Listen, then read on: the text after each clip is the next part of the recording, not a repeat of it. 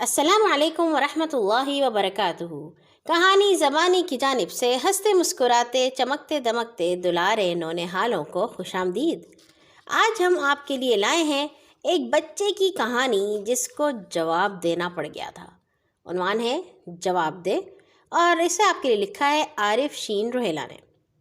دادا جان سمیت گھر میں سب ہی نماز کے پابند تھے، مگر نوید میاں کو تو نماز کے نام سے الجھن ہوتی تھی۔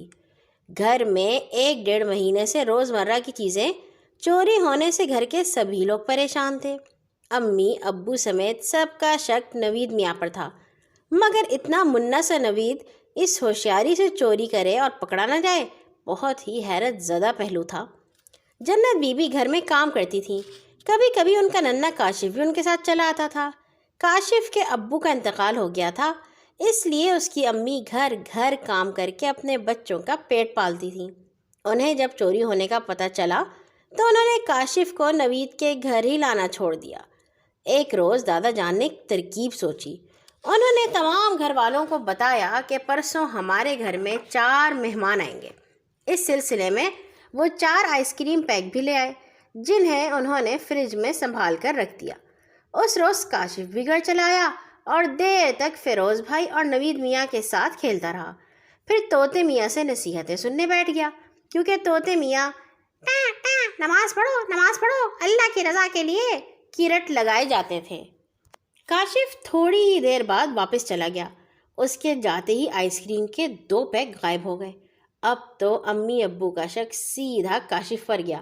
انہوں نے کاشف کی ماں کو بہت کچھ کہہ دیا۔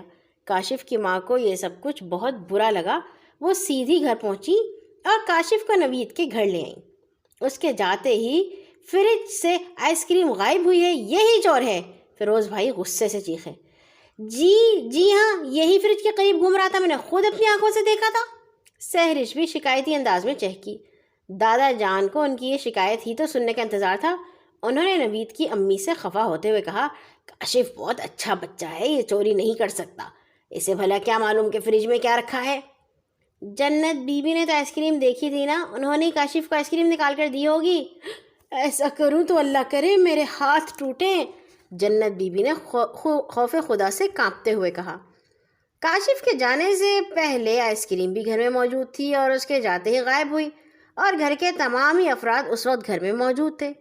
گھر میں تمہاری دادی اور کاشف چور نہیں ہیں، تو یقیناً گھر کے دیگر افراد میں کوئی ایک چور ضرور ہے، اور چور کون ہے اس کا فیصلہ ابھی ہوگا۔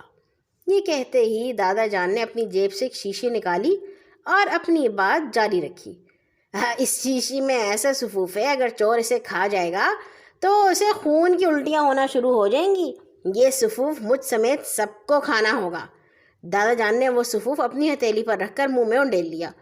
اس وقت کمرے میں تمام لوگ عجیب شش و پنج میں تھے، جبکہ کاشف سمیت نوید اور اس کے تینوں بہن بھائی حیرت زدہ چہرے بنائے دادا جان کو دیکھ رہے تھے۔ جب کافی دیر گزر جانے کے بعد دادا جان کو کچھ نہیں ہوا تو انہوں نے وہ سفوف دادی جان کی طرف بڑھا دیا۔ دادی جان نے بھی وہ سفوف غیر خوف کے حلق میں ایسے انڈیل لیا جیسے کڑوی گولی کھاتے ہیں۔ حیرت کی بات تھی کہ دادی جان کو بھی کچھ نہیں ہوا۔ امی ابو اور جنت بی بی بھی خون کی الٹیوں سے بچی رہیں۔ اب باری ان 5 بچوں کی تھی جن میں سے کوئی ایک چور تھا۔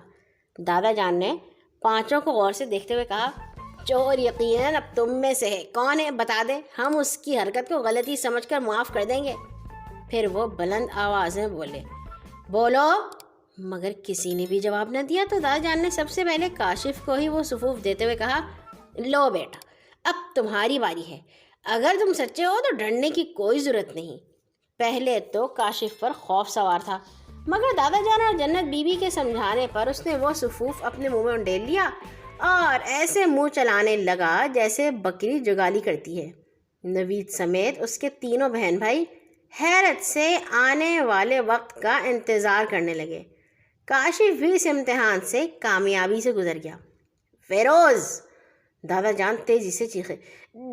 جی دادا جان، فیروز نے خوف سے کپ کپاتے ہوئے کہا، اب تم اس سفوف کو کھاؤ گے، دادا جان نے حکم دیا۔ دادا جان، میں نے آئس کریم چوری نہیں کی تو میں کیوں کھاؤں، فیروز نے ہمت کرتے ہوئے کہا۔ اگر تم نے چوری نہیں کی تو بے خوف ہو کر کاشف کی طرح کھا لو۔ مگر میرے پیٹ میں تو ویسے ہی درد ہو رہا ہے، فیروز بھائی نے منہ بناتے ہوئے کہا۔ کھاؤ اسے ورنہ میں ابھی تمہارے پیٹ کا درد ٹھیک کر دیتا ہوں۔ دادا جان کے غصے سے چیخنے کے ساتھ ہی فیروز نے وہ سفوف زہر کی طرح منہ میں ڈال لیا، مگر انہیں بھی الٹی نہیں ہوئی۔ غرض یہ کہ سحرش کے علاوہ سب کی ترتیب وار باری آ گئی اور کسی کو بھی خون کی قے نہ ہوئی۔ سحرش جو کہ کپکپاہٹ کسی کیفیت میں دادا جان کے سامنے کھڑی ہل رہی تھی، ہاں تم سفوف کھانا پسند کرو گی یا خون کی الٹیاں کرنا؟ دادا جان کی آواز کے ساتھ ہی سحرش نے رونا شروع کر دیا۔ دادا جان مجھے معاف کر دیں، سحرش نے روتے ہوئے اپنا قصور قبول کر لیا۔ بس پھر کیا تھا، پہلے تو امی اور ابو نے اس کی خوب خدمت کی، باقی رہی صحیح کسر دادا جان اور دادی جان نے اس طرح پوری کی کہ اسے باورچی خانے میں بند کر کے رات دیر تک بھوکا رکھا۔ وہاں سے سحرش عاجزی اور خوشامد کرتی رہی، مگر کسی نے توجہ نہ دی۔ رات دادی جان جب اسے اپنے کمرے میں لائی تو دیر تک اس کی ہچکیاں بندھی رہیں۔ شرمندگی کی وجہ سے وہ کسی سے نظریں نہیں ملا رہی تھی، بس اپنے کیے پر پشیمانی سے آنسو بہائے جا رہی تھی۔ نوید میاں کو بھی اپنی بہن کی حرکت پر بہت غصہ آ رہا تھا۔ اسی رات دادا جان نے نوید میاں کو اپنے پاس بلایا اور بڑے پیار سے سمجھاتے ہوئے بولے، نوید بیٹا، تم نے دیکھا انسان کی ذرا سی غلطی اور لالچ اسے کس طرح پریشان کرتی ہے، اور انسان سوچتا ہے کاش وہ ایسا نہ کرتا، دوسروں کو دھوکہ دیتے ہوئے سمجھتا ہے اسے کوئی نہیں دیکھ رہا۔ یہی وجہ ہے برائی کرتے ہوئے تو وہ یہ بات بھول جاتا ہے، مگر جب اس انجام کو پہنچتا ہے جس طرح تمہاری بہن پہنچی تو پھر وہ بہت پچھتاتا ہے۔ بولو میں ٹھیک کہہ رہا ہوں نا؟ جی دادا جان، نوید نے حامی بھرتے ہوئے کہا۔ شاباش، اب تم ذہین اور بردبار ہو گئے ہو۔ اب ذرا یہ بتاؤ چوری بری بات ہے کہ نہیں؟ بہت بری بات ہے دادا جان، نوید نے سعادت مندی سے کہا۔ اور یہاں ہوئی ہماری آج کی کہانی ختم۔ کل آئیں گے ایک اور نئی کہانی کے ساتھ۔ اللہ حافظ۔